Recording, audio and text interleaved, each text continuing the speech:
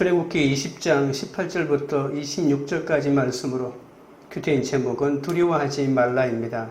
출애굽기 20장은 십계명을 담고 있는 유명한 본문이죠.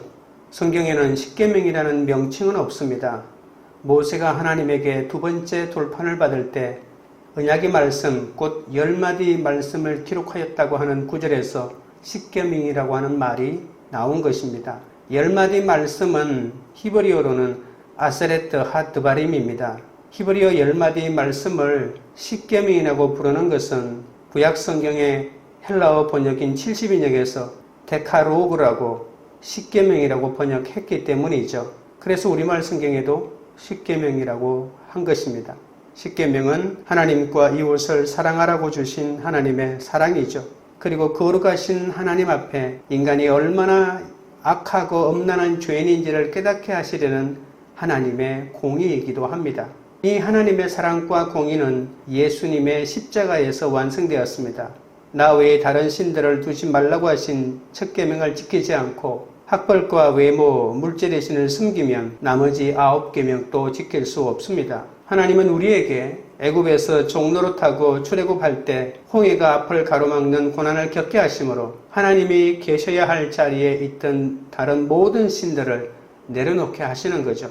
하나님과 이웃을 사랑하며 계명을 지키는 백성으로 세워가시기를 원하신 겁니다.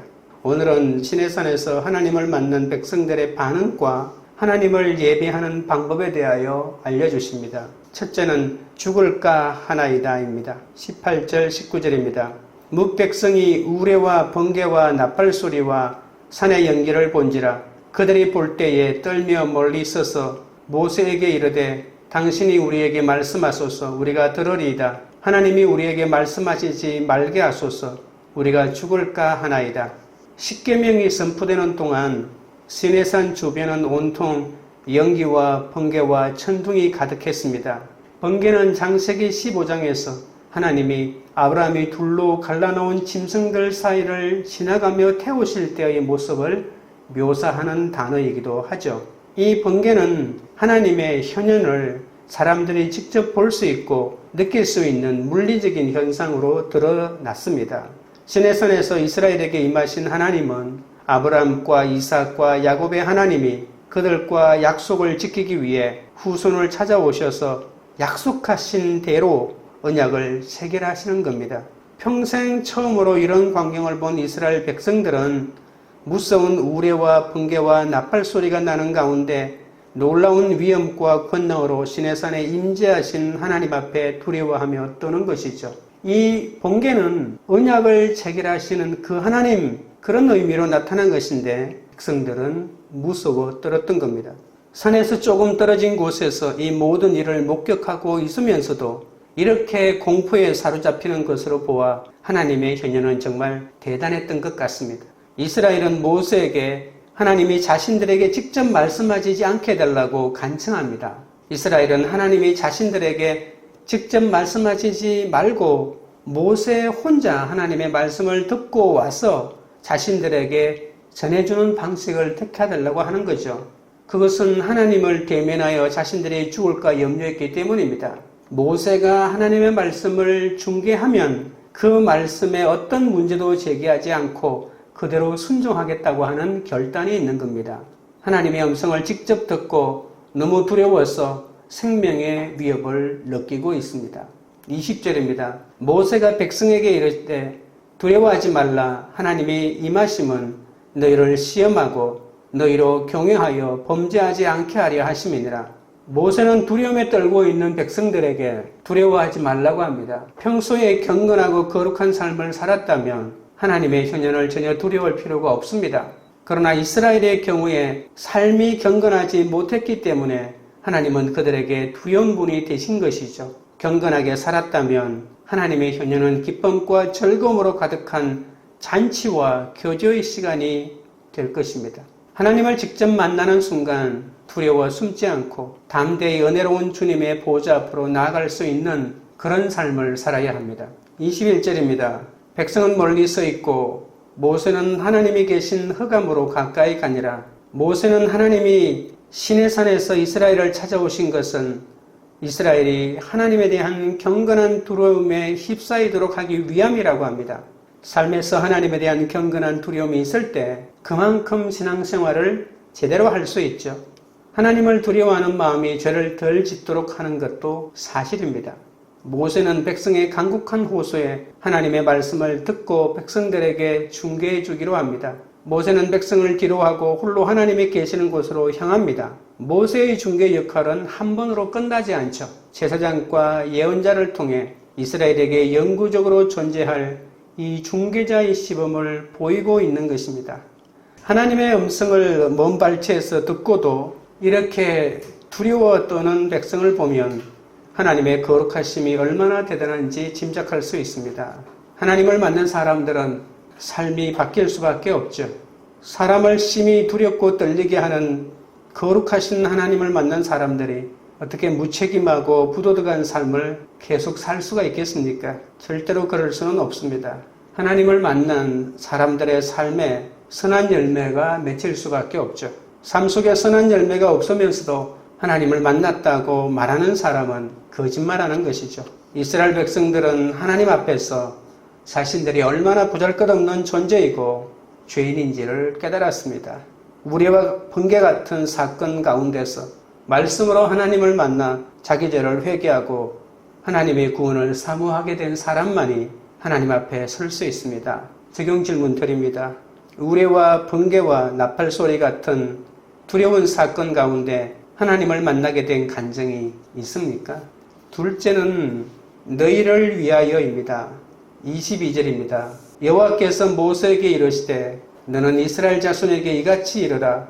내가 하늘로부터 너희에게 말하는 것을 너희 스스로 보았으니 한 사회가 제대로 체제를 갖추려면 무엇보다도 사법제도와 법률이 필요하죠. 이스라엘 공동체도 이드로의 충고로 사법제도를 출범시켰습니다. 이어서 사법행위에 적용할 법률이 필요했습니다. 출애굽기 20장의 10계명은 하나님과 인간과의 관계에 대한 근본적인 원리에 해당하는 것으로 구체적인 지침이나 벌칙 조항을 담고 있는 법률은 아닙니다. 따라서 이스라엘 공동체의 일상생활에서 필요한 법률 사항이 10계명에 이어서 자세히 소개되는 것이죠. 출애굽기 20장 22절부터 23장 끝까지는 언약법전이라고 합니다. 그리고 레위기 17장부터 26장까지는 성결법전이라고 하고요. 그리고 신명기 12장부터 26장까지는 신명기 법전이라고 하는 겁니다. 그래서 계속해서 이스라엘 백성들이 삶에서 어떻게 살아야 할지에 대한 법전들이 성경에 계속 나타나 있는 겁니다. 오늘 본문이기도 한 출애굽기 20장 22절부터는 또한 언약법전이라고 했는데 제단에 관한 규정으로부터 시작합니다. 이스라엘이 하나님께 예배를 드릴 때마다 주의해야 할 상황들을 기록하고 있는 것이죠. 이 부분에서 특별히 강조하는 것은 우상 숭배하지 말라. 그리고 제단을 어떻게 만들어야 한다는 것을 말하고 있습니다. 우상 숭배에 관한 규례는 하나님의 일반적인 염려를 전달하고 있기 때문에 온 이스라엘 백성들을 그 선포의 대상으로 삼고 있는 것이죠. 하나님은 말씀을 주실 때 강조할 때는 이 말씀을 듣는 사람을 이렇게 복수로 지칭하고 있는 것이죠. 너는 어떻게 하라, 너는 어떻게 하라 이렇게 하다가 너희들은 또는 이스라엘 온 백성들은 이렇게 복수를 사용할 때는 그 내용들을 더 강조하고 있다고 보실 수 있습니다. 이스라엘 공동체에 속한 사람들은 어떠한 상황에서도 다른 신들을 섬겨서는 안 되고 어떤 이미지를 통해 신을 표현하려 해서도 안 된다는 겁니다. 하나님은 이스라엘 백성에게 너희를 위하여 금이나 은으로 신상을 만들지 말라고 하십니다. 이스라엘 백성들은 하늘에서 말씀하시는 하나님을 보았기 때문이죠. 사람들이 신상을 만드는 이유는 모두 자신을 위한 겁니다.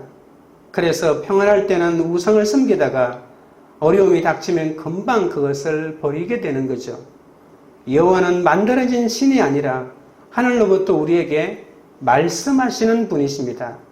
이스라엘 백성들이 말씀하시는 하나님을 눈으로 보았다고 하지만 하나님이 어떤 모습으로 그 백성들을 만나셨는지는 말하지 않습니다. 다만 하나님과 그 백성이 만나서 하신 말씀만이 알 수 있다고 말한 것이죠. 23절입니다. 너희는 나를 비겨서 은으로나 금으로나 너희를 위하여 신상을 만들지 말고 이제 하나님을 형상을 만드는 일을 강하게 금지합니다. 하나님은 하늘 위에 계시죠. 하나님은 오직 말씀을 통하여 당신의 백성을 만나주십니다. 하나님은 형상이 아니라 소리로 만나주시는 거죠. 신명기 4장 12절에 보시면 여호와께서 불길 중에서 너희에게 말씀하시되 음성뿐이므로 너희가 그 말소리만 듣고 형상을 보지 못하였느니라고 분명히 말씀하셨습니다. 하나님은 오늘날도 말씀을 통해서 당신의 백성들을 만나주시기를 원하시고 계십니다. 우리는 하나님의 말씀을 통해 그분과 교제하고 그 말씀에 순종해야 할 책임이 우리 가운데 있는 것이죠. 형상을 어떻게 만들고 어떻게 그림을 그리느냐가 중요하지 않습니다. 참된 신앙인은 오로지 이 땅의 축복만을 바라며 하나님을 숨기지 않고 고난 속에서도 하나님을 신뢰하며 그분의 말씀인 그분의 뜻을 따라가는 것이죠. 적용 질문 드립니다. 나를 위해 만들어 숨기고 있는 우상은 무엇입니까? 셋째는 번제와 화목제입니다. 24절입니다. 내게 토단을 쌓고 그 위에 내 양과 소로 내 번제와 화목제를 드리라. 내가 내 이름을 기념하게 하는 모든 곳에서 내게 임하여 복을 주리라. 하나님은 자신 외에 그 어떤 신도 숭배해서는 안 된다고 말씀하신 다음에 어떻게 예배를 드려야 하는지 말씀하십니다. 예배는 그러니까 하나님의 성품에 근거해야 한다는 것이죠. 하나님이 원하시는 방법대로 해야 한다는 겁니다. 이스라엘 백성에게 제단을 쌓고 거기서 양과 소로 번제와 화목제를 드리라고 명령하십니다. 번제는 하나님을 향한 자발적이고 온전한 헌신을 상징하고 화목제는 하나님이 베푸신 은혜에 감사하는 표시로 드리는 제사죠. 이스라엘 백성들을 구원하신 하나님은 그들에게 진정한 감사와 또 그로부터 우러나오는 헌신과 충성을 받기를 원하고 계십니다. 하나님은 백성들과 만나기 위해서 제단을 쌓으라고 합니다. 하지만 잘 다듬어진 정교한 구조의 단을 요구하시지 않습니다. 하나님은 자연 그대로의 상태인 흙으로 쌓은 제단에서 제물을 드려야 한다고 말씀하시죠. 흙제단은 단순히 짐승들을 잡고 태우는데 충분한 공간을 제공하는 흙을 쌓아놓은 조그마한 언덕이라고도 볼 수 있습니다. 제물을 드리는 곳이 수수하고 검소한 곳이 되어야 합니다. 훗날 아람 장군 나아만이 엘리사를 통해서 문둥병을 고침받죠. 그리고 본국에 돌아갈 때 이스라엘의 흙을 가지고 간 적이 있습니다. 그 이유가 무엇인지 압니까? 이스라엘의 흙으로 제단을 쌓고 그러니까 토단을 쌓고 거기서 하나님을 예배하겠다는 그러한 각오였기 때문이죠. 제단의 재료보다도 하나님의 이름을 부르는 것이 더 중요합니다. 하나님은 이스라엘에게 자신의 이름을 기념하도록 흙제단을 쌓는 곳이라면 어디든 찾아가서 내가 복을 주겠다고 약속하시는 거죠. 그러니까 하나님이 인정하시는 제단은 내가 내 이름을 기념하게 하는 모든 곳입니다. 하나님께 드리는 예배 장소마저도 하나님께서는 미리 예비해 놓으시는 거죠. 제단은 하나님의 이름을 기념하고 기억하는 곳입니다. 제단 자체에 어떠한 중요성이나 신비함이 있다고 생각하면 부적처럼 취급할 위험에 빠질 수가 있겠죠. 그리고 제단을 쌓을 때 엄격하게 기술자가 아니면 누구도 만들 수 없는 그러한 정교하게 만들려고 한다면 하나님을 예배하고 싶은 사람들이 손재주가 없으면 예배를 못 드린다는 그런 이유에 빠지지도 않겠습니까? 하나님을 기념하는 것이 중요하지 하나님을 기념하는 장소 자체가 중요한 것은 아닙니다. 25절입니다. 내가 내게 돌로 제단을 쌓거든 다듬은 돌로 쌓지 말라. 내가 점으로 그것을 쪼면 부정하게 함이니라. 하나님은 흙으로 만든 제단뿐만이 아니라 돌로 만든 제단도 허용하십니다. 여러분, 땅은 돌과 흙으로 구성되어 있지만 돌만 있거나 또 흙만 있는 땅도 있지 않습니까? 그런데 내가 어떻게 정착한 곳이 만약에 흙뿐이고 돌이 없다면 또는 돌밖에 없고 흙이 없다면 하나님에게 예배 드리려고 해도 예배를 못 드리지 않습니까? 돌로 쌓은 제단과 흙으로 쌓은 제단을 허용하는 것은 어느 곳이든지 어떤 곳이든지 그것이 돌만 있는 곳이든지 아니면 흙만 있는 곳이든지 상관없이 하나님을 예배할 수 있다는 그런 뜻이기도 합니다. 척박한 자연 환경도 하나님에게 드리는 예배를 멈출 수 없다는 말입니다. 핑계하지 말라는 뜻도 됩니다. 내가 있는 곳은 돌밖에 없습니다. 흙으로 만들라 했는데 나는 제단을 만들 수 없으니 하나님에게 예배드리지 못합니다. 라고 하는 핑계도 할 수 없다는 말입니다.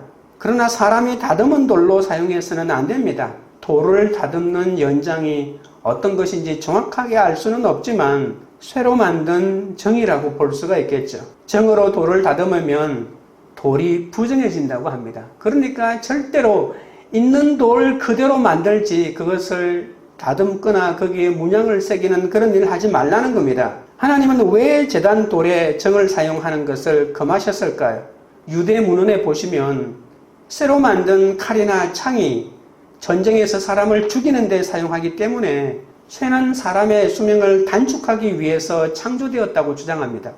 반대로 제단은 사람의 수명을 연장하기 위해서 창조되지 않았습니까? 왜냐하면 예배는 하나님과의 관계를 회복하기 때문에 당연히 사람이 제 명대로 살 수 있는 은혜를 받는 것이죠. 그렇기 때문에 사람의 수명을 단축하는 수단인 쇠가 사람의 수명을 연장하게 만들기 위한 예배의 처소를 만드는데 사용하는 것은 부적절하다는 겁니다. 이것은 랍비들의 해석입니다. 또한 가나안 사람들이 다듬은 돌을 사용하여 제단을 세웠기 때문에 가나안 종교를 따라하면 안 되고 여호와를 믿는 종교는 가나안 종교와 절대로 구별되어야 한다는 것을 가르치기 위해서 이런 말씀을 하셨다는 주장도 있습니다. 26절입니다. 너는 층계로 내 제단에 오르지 말라. 내 하체가 그 위에서 드러날까 함이니라. 제단을 만드는 데는 흙이나 돌이 사용될 수 있지만 어떤 종류의 제단이라도 계단을 만들어서는 안 된다고 합니다. 다듬은 돌로 제단을 쌓는 것처럼 계단을 오르내리는 것은 이방 종교의 풍습이기도 합니다. 이집트와 수메르 사람들의 예배에는 계단을 오르내리는 예식이 있습니다. 또한 계단을 오르다 보면 부끄러움이 드러나기 때문이기도 하죠. 그 당시 사람들은 속옷이 그렇게 지금처럼 이러지 않았습니다. 하나님은 알몸이 드러나기 때문에 층계를 밟고 제단에 오르지 못하게 하십니다. 그리고 당시 주변 국가들은 제사장들이 제사를 집례할 때 완전히 나체 상태로 진행하거나 원시적인 앞치마만 두르고 할 때가 많았습니다. 그러니까 제사를 드릴 때 알몸으로 드리는 것은 죽음과 다시 태어남을 상징한다고 하면서 그런 제사가 마땅하다고 하는 의식들이 많이 퍼져 있었거든요. 그런데 이스라엘의 예배는 절대로 이러한 예배를 드리지 않고 예절을 지키고 단정해야 한다고 말하고 있는 겁니다. 그러니까 가나안의 성적 제의를 암시적으로 거부하는 것으로도 보아야 합니다. 이스라엘 종교에서는 어떤 경우라도 가나안의 성적인 요소들이 자리하지 않아야 합니다.